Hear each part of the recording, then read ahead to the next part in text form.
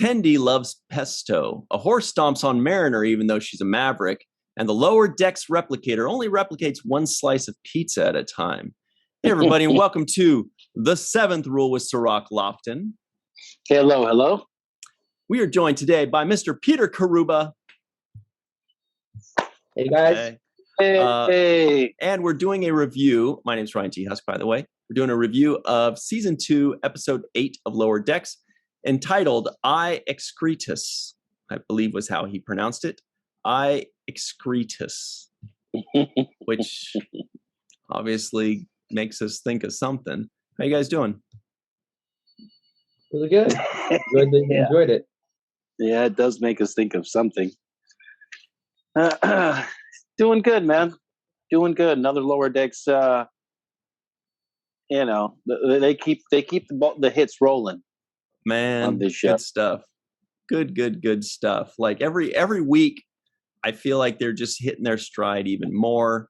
They're having a lot of fun. They're giving us. There were actually a lot of Easter eggs in this one. I like when they mentioned at the beginning. They mentioned the temporal causality loop. If I remember correctly, that did remind me of the episode Cause and Effect, Next Generation's Cause and Effect. I think that's what they were referring to. And they did actually say something about Cause and Effect later, or maybe it was mentioned on that board. They had a board with all these titles and stuff. But anyway, we'll get more into that. Peter, what did you think of this episode as somebody that's watched every episode? It kept me laughing from beginning to end, and how much information or how much show they squeeze into 20-something minutes boggles my mind, because you can't. It's like holding your breath the whole time. You can't breathe without missing a certain segment of it.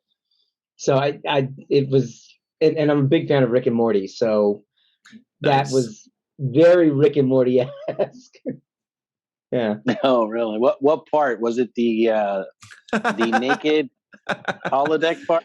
The naked time was pretty dead on. I have to say that was my favorite part of the day, because she's seeing things that she doesn't ever want to see again. Like when Mariner goes, "Hey, that's an anus." That's it. Yeah. Yeah. It reminded me an awful lot of this past Folsom Street Fair weekend. There was another line there. The guy says, "I can't tell where I end and I begin." Yeah. Yeah. Boy, oh boy. Lots of good stuff there. Yeah. I mean, it was actually a scene that went very, very quickly. Like it was like 5 seconds, flash. And I'm not ashamed to say, and Cirroc, I know you did not do the same, but I actually went back, rewound it, and played it at a slower speed. Not because I needed to see cartoon kissies, but because it just went so quickly that I was interested in knowing like what were the dynamics of like who was coupling. Like I actually saw Dr. Ta'ana chasing some rando guy, and she's chasing like a cat, you know. There were two girls behind a bar kissing. I think there were also two men doing something. I just kind of want to see like what were all the diverse couplings and situations that they had and whatever. And then of course, then there's the censored part where Boimler is just up on his own stirrups or whatever. But anyway, I mean, I thought it was funny and clever, and they moved it so quickly that it actually made me want to go back and be like, because obviously they're not going to show anything, so you're safe in going back to look at it. But how many times did you look at it, Peter? I actually watched it I'm not ashamed to say it, about 4 times. Because I knew it. If you turn your head away for just a second, you're missing like five scenes. And so I actually, and I did go back to that one spot all the time, which is 10 minutes, 20 seconds.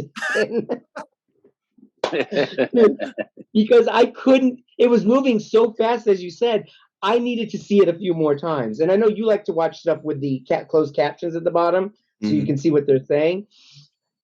I find that distracting, but I had to keep going back and recapturing a lot of it. And I just loved it more and more. And I was not paying attention because I was laughing so hard. And when I laughed, I closed my eyes and I was like, no, I need to see what that was. And I was shocked. Yeah. Cirroc, I'm guessing you watched it once. And that was enough. Yeah, I watched it once. Once was good enough for me. I got the gist of what they were trying to say. I understood.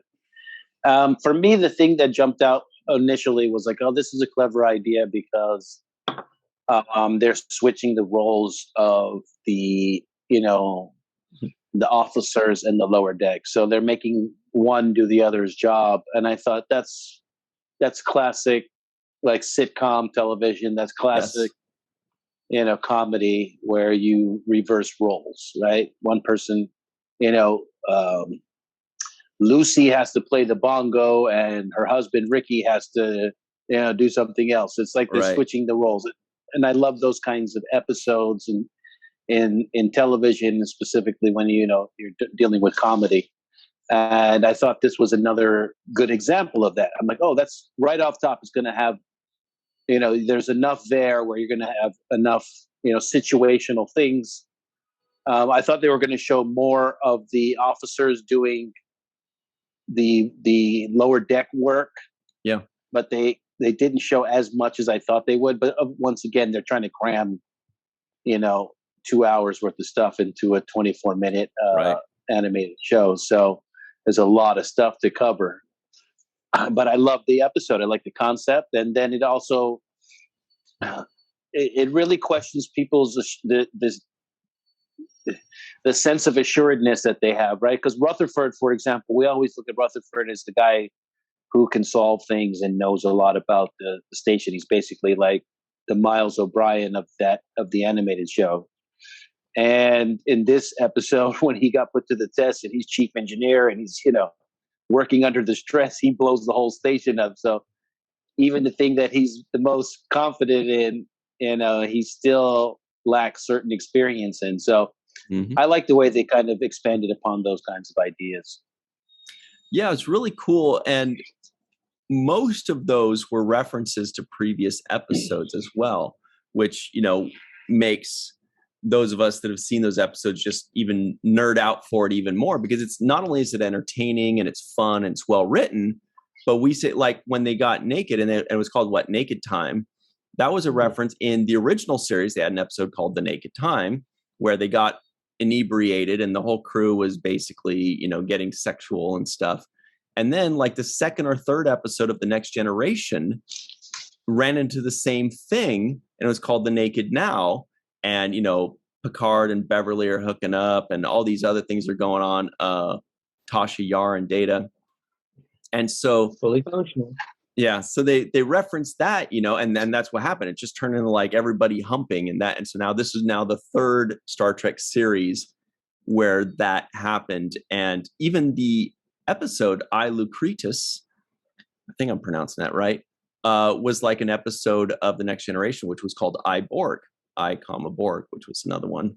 But anyway, Peter, did you catch a lot of these references? I'm sure you recognize a lot of the titles that were up on the board, right? I did, especially when there was a Q moment we had, and there was just so many. Like I said, it went by so quickly. There was an awful lot of next gen references in there, and many Easter eggs. It was just a very, very rapid episode that needed to be watched at least twice. Yeah. And so the lady that splits up into three parts, what is it called? A Pandronian. And I put the subtitles on to know how they're spelling her name, and it was SHARIYNYEM. So it's Shari Yin Yem. And she's the thing that splits into three parts, which was a reference to the animated series. The character's name was Bem, I believe, BEM. And, he pickpocketed Kirk and whatever he did, because he was like, he would split into 3 pieces. So it was cool to see that alien come back. Boy, I got a lot of notes on this. It's crazy.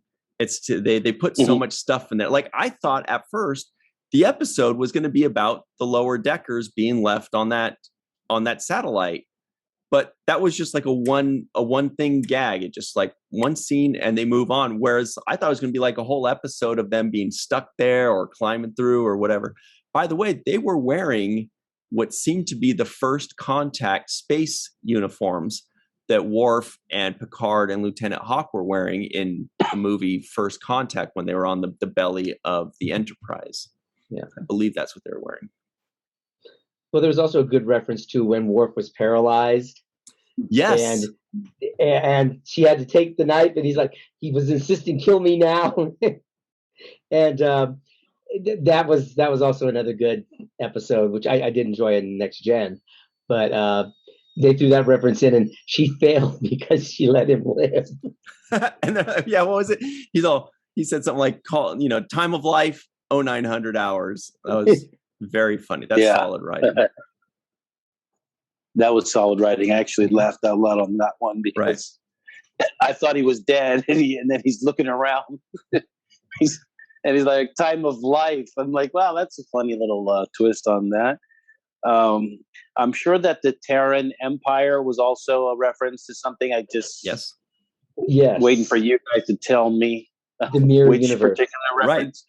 You got it. That it was in the Mirror Universe, which we've seen in Discovery. We've seen a little bit more of it in Deep Space Nine. Also, it happens in Enterprise. We see the Terran Empire, and so she was in the Mirror Universe for a minute there. Now, Ryan, did you notice this was an off reference, which I caught right away when Boimler noticed that Beckett was saluting him with the wrong hand, and he pointed at her and did that squeal. That was from Donald Sutherland in Invasion of the Body Snatchers when he discovered that. Wow, deep cut there. That popped right, and that was what that reference was when he points at her and lets out a squeal. Because that's exactly what Donald Sutherland did in the 1978 Invasion of the Body Snatchers here in San Francisco. Nice. Very nice. I did not catch that one bit. Did you, Cirroc? Not at all. And it boggles my mind when I think about how their writing room session goes with one of these episodes. Like, I think it's easier to write for any other show because you basically have a blank slate in front of you. So Voyager, DS9, Next Generation.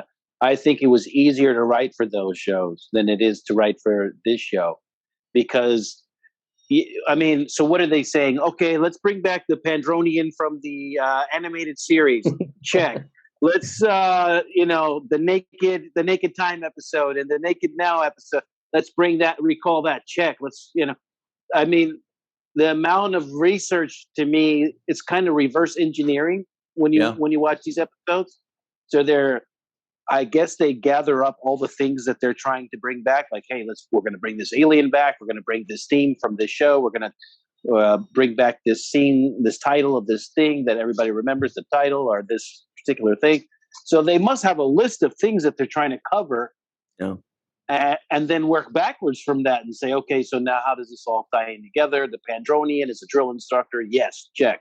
Doing a diagnostic on the crew to make sure everybody knows their role. Like, to me, it's advanced level writing to have to be able to check off all these boxes from the animated show, from the original series, from all the other series, and still tell a new story too. So you're trying to tell a new story and also tell all the old stories over again in a funny kind of referencey way. So right. Hats off to the writers of this animated series that I think are putting in as much or more work than any other group of writers trying to figure out what to do next. I agree. And when you were saying that, it also reminds me, bear with me here, it reminds me of Disney in that apparently Disney has kind of like a mantra, which is like more detail. Give me more detail. Give me more things. When they're making a movie or when they're designing a ride at Disneyland or Disney World, they're like, how can it have more detail? How can we add more little things in the background that people would recognize, or more little things on the ride? And so it seems like you're saying, Cirroc, at the beginning, they start up with all these references that they want to put in.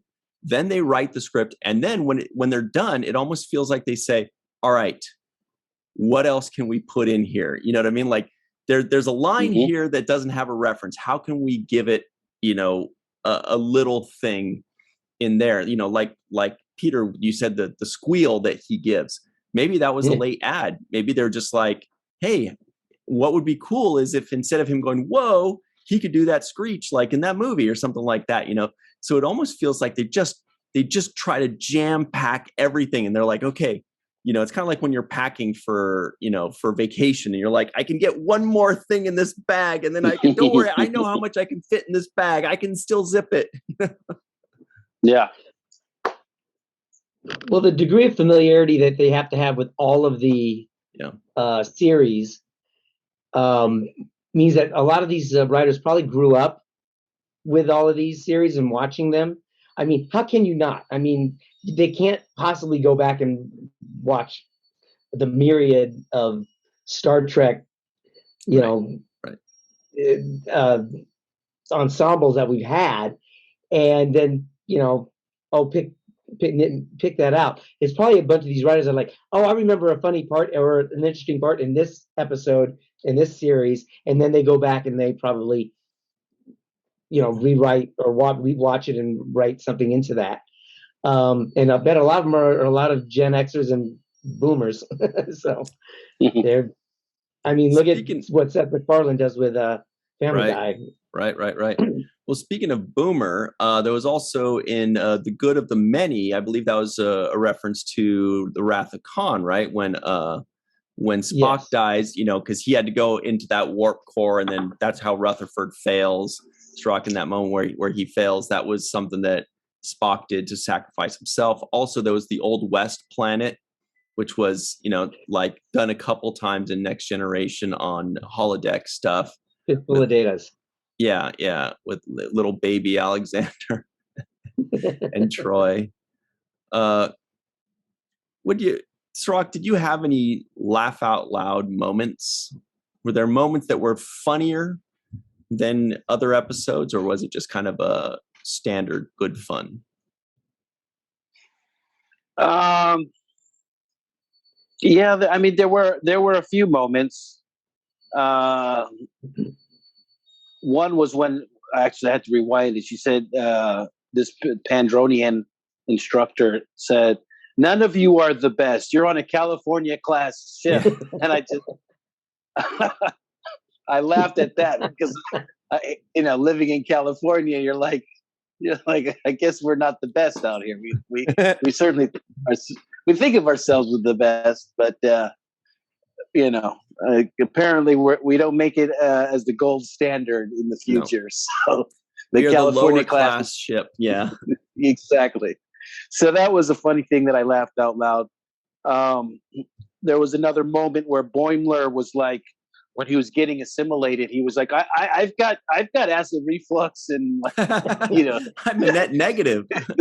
I'm a net negative. I might be bad to assimilate. You don't want all this gas and these bunions, like that was funny to me as a little laugh out loud moment. And by the way, at that moment, that Borg Queen was the same lady that voiced the Borg Queen in First Contact as well. You could recognize her voice, and it was verified later in the credits. And she did blow on Boimler, like she blew on Data in First Contact. There were a lot of First Contact references in this episode, right? I mean, like the space suits, the Borg Queen and all the Borg stuff, and blowing on his neck, and there were a lot of First Contact stuff, which is great because I think personally that's my favorite of the Star Trek movies. I know a lot of people say Wrath of Khan, but anyway, sorry. What else you got for us, Cirroc? Any other laugh out loud moments? Yeah, one other one was when the instructor, again, she says to Mariner, she's like, So you're telling me that's why I couldn't ride the horse? She's like, no, the horse thing, I didn't have time for that. That was all you. That's all you. Like, shut up, horses love me. Yeah, I'm a maverick. I was laughing at that. So those were the jokes that kind of stood out to me. Mm-hmm. What about you, Pete? Any super hilarious moments outside of your favorite scene that you're going to play again when this is done? No, I like when Mariner self-spaces herself when she wants to escape out of that situation, and she's screaming as she's being blown into space. Fail me now. I want to go back to the Western. Yeah. It kind of reminds me of like when you walk into a club situation, you don't want to be there. You nope it right out of there. So that kind of got me. And nope also, it? You do what? You nope yourself right out, like nope. And I got you. Nope. But another one that I like is I didn't like the cat person. What's her name? Ta'ana. Ta'ana. But I have learned or have started to enjoy that character a lot more because one, I love the foul mouth on her. Yeah. Two, the fact that she goes from cat to person kind of thing, almost at the drop of a dime, and she cuddled up to the board, on the bed on his ass, and then she falls off and she says, "What the?" as she hits the ground, figuring that as a cat she didn't land on her legs at that moment. Oh yeah, good point. So I do enjoy that character considerably much more now. Yeah, you are kind of her, aren't you? Yeah, I like the blurted out obscenities. I kind of relate to that. So now another reference I noticed, obviously because it was fairly heavy-handed, was when at the very end when Boimler says, "I'm Excretus of Borg," which reminds us of Locutus of Borg when Picard was assimilated in Best of Both Worlds, which was like that big giant moment. There was also the crystalline entities, where some people call them crystalline entities and other people call them crystalline entities. But that was mentioned quite a few times. That's another reference. Boy, it can just keep going on and on. What do you think? What'd you guys think of the test itself? Like Boimler going back and forth, 79%, 83%, 84%. And then what he finished with, 98, he went 94, 98, then he eventually got 100, but they killed the test, right? Yeah, they had to keep him in the simulation so that they can continue the rest of the testing. So he ended up getting a really crappy score. But that was another funny thing is the things that he had to do to improve the test score. Like were ridiculous. First he just escaped. Then he escapes with the two babies, and then he has then he has a bunch of people with him, and then he has to blow up the Borg ship, and like it just keeps getting more and more things that he ends up having to do. And I thought that was kind of a funny scene with him. Yeah, there was a great line there where Boimler says, "I beat the Borg Queen at chess and taught her more empathy," or whatever. Like who's expected to really do that? Like just to get a 98? Yeah, exactly. One percentage point every time he went back. So he wasn't exact. No matter what he did, it only went up 1 percentage point. And so he went from like 79 to. So he had to do it an awful lot of times. And then at the end, he actually captured all the Borg, was taking them out with him, had all the babies attached to him. and you're like, yeah, so much work for so little reward. The juice ain't worth the squeeze.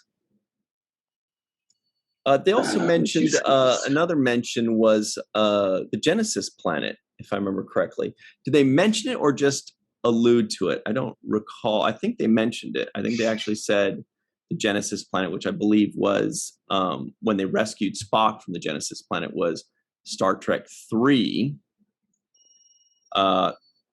Peter, you should know this. You watch those old Star Trek movies, don't you? Oh yeah, because I'm so damn old. I know that you're more of an original series fan than Cirroc or myself, right? Well, no, this is true. I'm surprised I didn't catch that reference. It was in I caught a it lot was of the the Wrath of Rutherford Khan scene, stuff. yeah. But no, I guess that one flew right over my head as many times as I watched it. So I must have been laughing during that. We're gonna find a lot of things that we missed because that's what happens in the days after the episode. People come up with all these extra things that come up, and these little tiny references that, of course, we'd miss. God, sometimes they're like over 50 references in one episode. Like when she said, "Hey, that's an anus." That's a reference to when Picard. No, I'm just kidding. No. Wait, that has a reference to it. Encountered a rogue anus. Guys, if lobster mac and cheese had any reference or anything, but it seemed to have, they played on it a little bit. I didn't catch anything. It just reminded me of a Deep Space Nine episode called Blaze of Glory. If you remember that one, Cirroc. I think back on that. And when you and Nog were eating those pasta shells made out of with tube grub sauce from Captain Sisko. And you know what? Actually, yeah, I can remember that. And I actually like the. It was kind of weird, but at the end when they realized that the replicators weren't, giving the right food for the lower deck people, I kind of like that the officers took that step. I know it's animated, but it showed the fact that they cared, right, and that they actually learned a lesson from the experience. They're like, hey, wait a minute. The one lesson we did learn is these guys are eating really crappy food. They don't have the options to eat as good as we do. The other thing we learned is that their bunk beds are not as comfortable to sleep on. It would have been nice to have tried to fix that problem too, but I guess they'll work on that later. And that was funny too. That was another laugh out loud moment, was when Shax was like, I got to stretch. And he was on the bridge and he's like, I just got to stretch. Had a bad sleep. It's naked time. So I like that as well. On the board, that was showing like what the missions were. There were a few other things. Like obviously one was called Borg Encounter. One was called Tribble Troubles, which is a reference to the Trouble with Tribbles. Original series episode. There was Kobayashi Maru. There was Q to Q. Oh, it also said on the board, I think it actually said Cause and Effect, which was the episode with the time loop, and Chain of Command, which is one I talk about incessantly. But here was something fun. When, I think it was when the upper deckers, or whatever they might be called, upper decker is something different for college kids. But when they saw that the Borg were attacking and the Jem'Hadar were attacking, the commander was wearing like a Robin Hood outfit. And he's like, Q's here, it's a problem. And we, that's a reference to the Next Generation episode Q Who, if I remember correctly. I think that's the one where Q turns them all into Robin Hood and his merry men, which is just ridiculous. And Worf says his line, I must protest. I am not a merry man, that everybody loves. But after he destroys Geordi's mandolin, yeah. Brilliant. I like the fact that I didn't know that they slept in a corridor. Yeah. That they're so low grade that they have to sleep in a hallway. And there was another line. He says, if they wanted us to stack these boxes like that, why'd they design them in this shape? I was so good. On that one too. Yeah. Because we've all kind of been there before, where if you're like upper management, lower people, if you're the lower person, you're always like, if they wanted us to do this, why'd they make it so shitty? Why did they do this? Yeah, that was funny. And also, no, go ahead. Go ahead. No, go. You ahead, Scott. No, I was just going to say also the way that the officers in the simulation were talking to the real officers when the crisis was going down. They're like, "We're being attacked," and they're like, "What can we do to help?" They're like, "Just stack those boxes and basically do something that's completely useless, has no consequence." Yeah, doesn't matter. Like, make sure you get the straws in the cup holder. Like, seriously, this whole thing's about to collapse. We're about to die. And you're worried about the most useless, meaningless thing at this moment. Another kind of funny little joke to me. I thought these guys have an understanding of Star Trek that's so deep and so, so well versed that they're able to just make fun of themselves as they're continuing to make a new storyline. It's just like it's kind of brilliant, actually. And I really got to give a credit to these guys for continuing to nail it. I don't think I've seen an episode yet where I'm thinking, "Oh man, this is terrible. This show's about to get canceled. This is not good." Oh, no, it's not. When I see this show, I actually say this show can last the longest out of all the Star Trek shows. Like this show can go on for 10 seasons and I wouldn't really notice, that it's been going on that long. It wouldn't be like, right. "Oh man, enough of that show." So they've got to hit. That's the magic of animation. I mean, you can drag it on forever. I mean, look at The Simpsons of over almost 35 years and South Park of over 20 and Family Guy is going on over 20. And as long as the characters that still can do the voices can still do the voices, they don't age. That show's going to be around for a while, hopefully.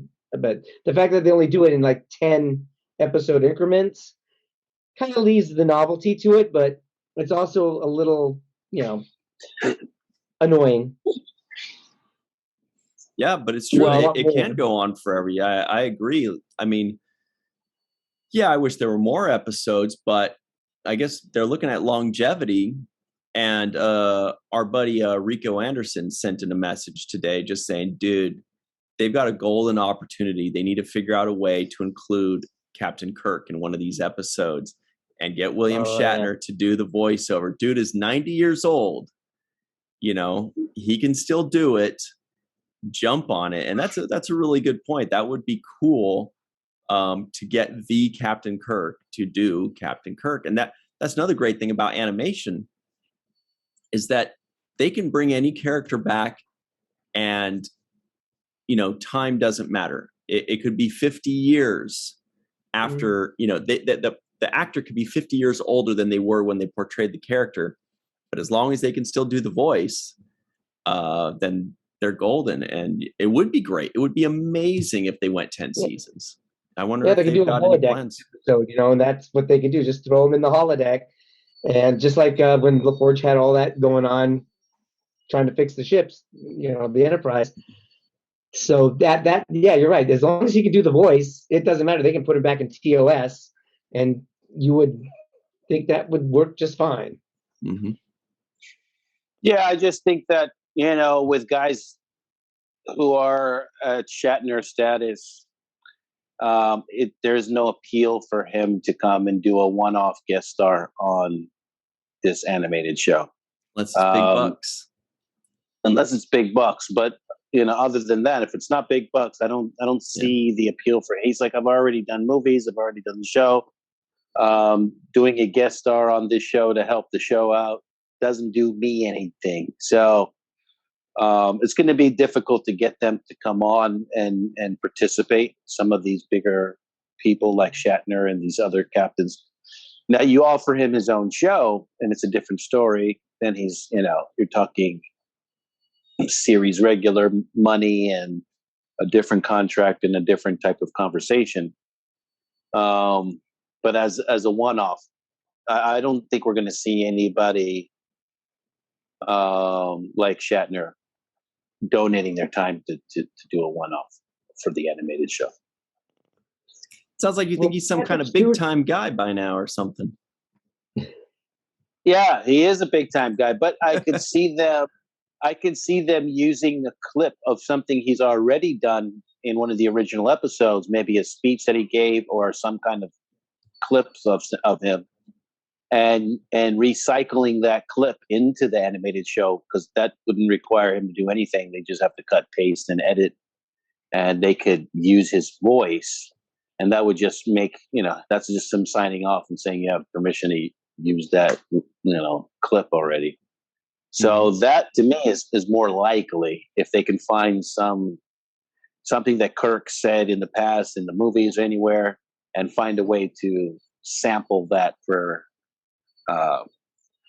Lower Decks. That's possible. It'd be really cool along those lines is they do a lot of references to the animated series on this show, surprisingly so.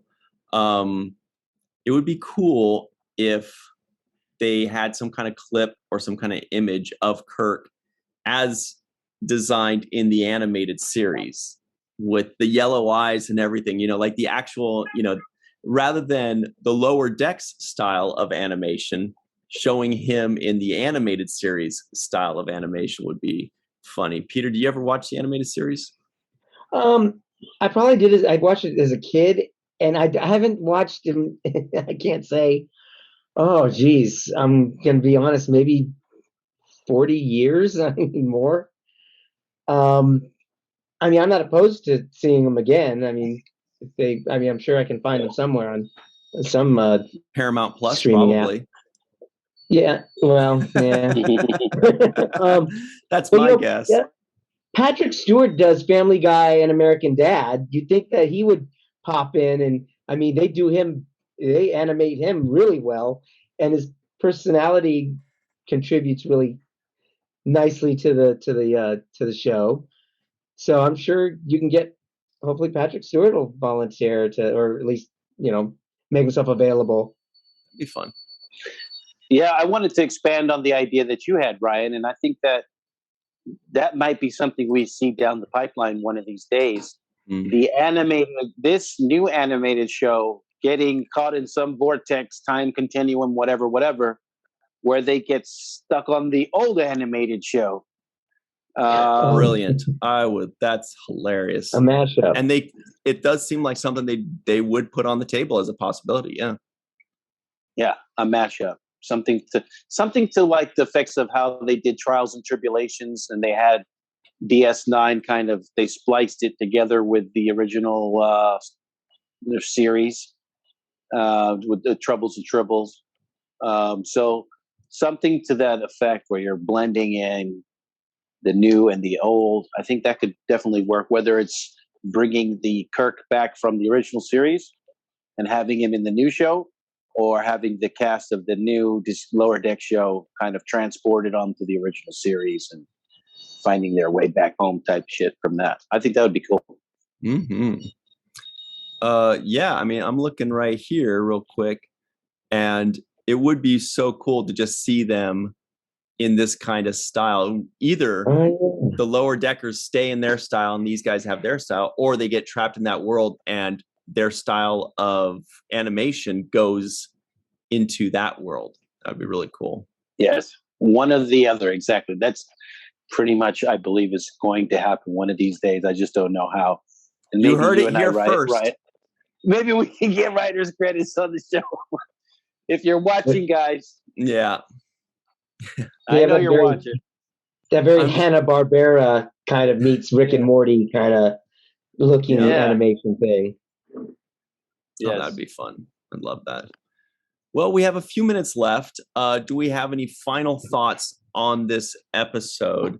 I think personally, I could keep going on forever about little references and funny little moments, like when they did go into the mirror universe right here, and you see people walking by, some random people walking by, and or something like that, and one guy's just like, I feel like I want to torture somebody. Oh, I'm feeling really horny. Well, I feel horny when I torture people. I torture people when I get horny. Or something like that. It's like that. It's just so funny.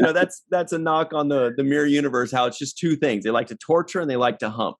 Those are their two, and maybe combine them.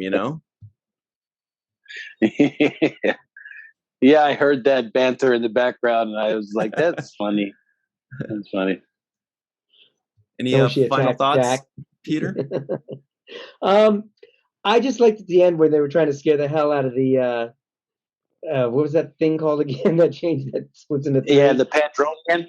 Yeah, that's it. And how rapid all of this happened. First the crystalline entity, then the wormhole or the black hole, and they're like, no, that's just a standard black hole. You would have known that. That was just like right. right. So I like how they wrapped it up. It just went really fast and then got right to a point. So yeah, that whole episode was very entertaining. Yeah, and the other thing I would notice too is I would say that this may have been one of the first episodes where we actually saw the entire crew working together to solve a problem, right? So everybody was on board at some point. So it was, Boimler, you keep them distracted and you stay in the simulation, while Beckett with Mariner and her mom are both working together now for the first time in a long time that we've seen, trying to outsmart the drill instructor lady. So I felt like there was, even though they had them all separately going into their own little pods and trying to holosuites and trying to recreate whatever their experience was, towards the end it became a teamwork issue, and I thought that was the most teamwork we'd actually had seen out of the lower decks crew. They're like, oh, okay, they're dysfunctional, but they can be functional when they want to be, right? Even when they were in the black hole, I'm like, dude, they're about to tear their ship up and get caught in the black hole. And then she's like, all right, let's get out of it. And they just literally just like swoop up and they're out of the black hole. I'm like, oh, wasn't that easy. Life or death? It was pretty easy. They got out of it in under 12 parsecs. Right. So just the fact that they were working together, I like the camaraderie. I like the fact that we finally get to see a little bit of Mariner and her mom kind of working things out and on the same page and on the same team for once. I like the fact that you got the, like I said, the officers kind of empathizing with the lower deck people and saying, oh, you guys kind of have it rough and we need to make some accommodations to help you all out, give you better replimats and maybe work on these bunk beds or something. So I just feel like the entire crew is merging more, and the chemistry between them all is increasing because they're understanding their roles better, right? In the beginning, we started off with like, we don't know who is playing what role. Is Mariner the captain? Is she the leader? Now we're starting to see, okay, these are the roles that they're all playing and they're settling into them really well. I like that. There are a couple final things too I wanted to touch on that made me laugh was Miglimo, the bird counselor guy. And when Mariner saw him in the mirror universe, and she just said, oh, what's up, Miglimo? And he was tied up or in chains, shackled kind of the way that Garrick was in the mirror universe in Deep Space Nine when Worf was holding him. And he just screeches. And I don't know why that made me laugh. He didn't say, oh, hello, or whatever he usually does. He just went, ah, And that was funny because it was totally unexpected. And also, when Boimler was plotting to either, get pushed up beyond the captain or to kill the captain to take over, because that's how they do it in the mirror universe. He was saying, oh, and then I could go to a more sinister ship, like he's more excited about just getting to a more sinister ship. It was just a real caricature of the mirror universe, that they did. It was very funny. I enjoyed that. I think that that's smart to just kind of poke fun at it, because every time they do the mirror universe, they take it very, very seriously. And what Lower Decks does is it grabs those things that all the other series took seriously and it laughs at it and says, the mirror universe where they're always humping and torturing and, whatever, and it's fun. I don't know, that it's just a nice way. It's refreshing. It's a refreshing way to look at the things that we've watched so seriously in the past or taken so seriously. Yeah, Mariner even says at one point, she's like, I have to get my mirror universe voice down. Like, yes. basically like acknowledging that characters alter their voice slightly in the mirror universe, right? So I thought that was kind of funny too. So yeah, they're really, self-deprecation is the best way for me to do comedy, right? Yes. You have a fat comedian on stage. We're all thinking that you're a fat guy, but not. It's just what it is. It's what we see. And when you come out and you kind of address it early with the self-deprecation, and you're like, "Hey, look, I'm just a fat guy who does jokes." Then the elephant in the room is out of the way, and there's a certain level of comfort that you're like, "Okay, now, we both we know what the deal is, right?" It's like we're not we don't have to act like we're not seeing this. And then once you get past that, then you get to see who the person is. You get to really enjoy the ride. You get to listen to the jokes. You get, and so what they're doing on this show is the same kind of self-deprecation. They're making fun of Star Trek on Star Trek. Yeah. Which is like, that's how you got to do it if you're going to do a comedy, That's a good point. That's a lot of comedians kind of like their secret sauce is, if I make fun of myself first, then you'll be okay when I make fun of you, so because like if somebody just comes out and starts talking shit to everybody, they're not going to take it well. But if they're like, hey, I make fun of myself first and I say I'm a dummy or I'm weird or I do stupid things, then we as an audience take it much better when he or she eventually turns it on to us. And we're like, do me next. Make fun of me now. I'm short too. Short too over here. Yeah. I think that's the best way to approach comedy. You just have to be able to laugh at yourself. And once you're able to laugh at yourself, then you actually have become protected against jokes, which is it works the opposite way, right? If you're real protective about who you are and you're fragile about your identity, then somebody can really break you down easily. Hey, look at you! You're a slob. You're short. You're this. You're that, right? And you can be vulnerable and broken down. But if you own those things and say, "Yeah, I'm the short fat guy over here," right? Then they can't use that. They can't attack you with that anymore. It becomes something of an armor as opposed to a vulnerability. You're like, so what? You're owning it. That's what I am. So what? Now let's go on you. And then now now you've switched the tables and you've reversed the roles in that kind of a way. So the best thing to do is to just own who you are.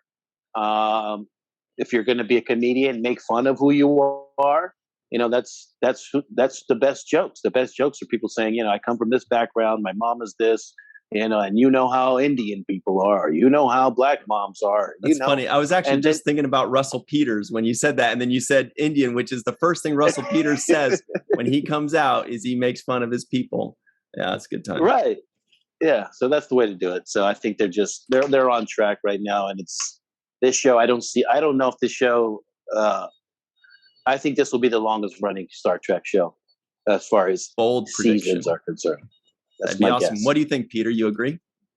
I agree, and I think I would like to see it being available to the masses more instead of having to pay for a separate streaming thing. I mean, I know. Everything's a stream nowadays. I totally get it. I think it will be, Peter, but more after the reruns and after its run its course, it will make it to YouTube or whatever the else platforms there are. But and then the more people will be able to enjoy it. But for right now, they're going to make sure that it's exclusive, I believe. Yeah, and I mean, we get it, we watch it, and but I'm sure you'll get a lot more opinion and a lot more thought process in it with people. More people could actually watch it and enjoy it. Right. Again, like I said, it's along the lines of Rick and Morty. It's made by pretty much the same people, and it's got a lot of that dark, dirty, underground humor that, and they also like to make fun of the sillier episodes of Star Trek and bring it to light. I mean, which I thoroughly enjoy. Oh, yeah. I know we got to go, but final question just made me think of something. Final question. Do you guys think this is the farthest they've gone with to get humor? You know, that orgy scene. Do you think it's the farthest they've gone? Do you think that the horn rub was farther? Do you think that they will go potentially even farther in future episodes? I think they will, because they dropped the F-bomb in Discovery a couple times. And you're paying for this. It's not subject to any of the FCC, True regulations. Censor. So, and look at Rick and Morty. It's on Adult Swim, and they drop a lot. They do a lot of messed up stuff on that show. So I think that it's an animation. You can't take that seriously, so it's just going to come out funny. So I think they can take it as far as they want to take it. Yeah, I just think that they're better off just touching on it little bit by little and not doing it too much or overdoing it, because I think it can become a little raunchy if you just make it like a pornographic type of show, and you'll kind of stray away from what its original mission is. So I think they can touch on it like they have been doing, little scenes here and there, little 5-10 second scenes, not revealing too much. But I mean, if you start doing animated genitals and stuff like that, I don't see the value in that. You know what I mean?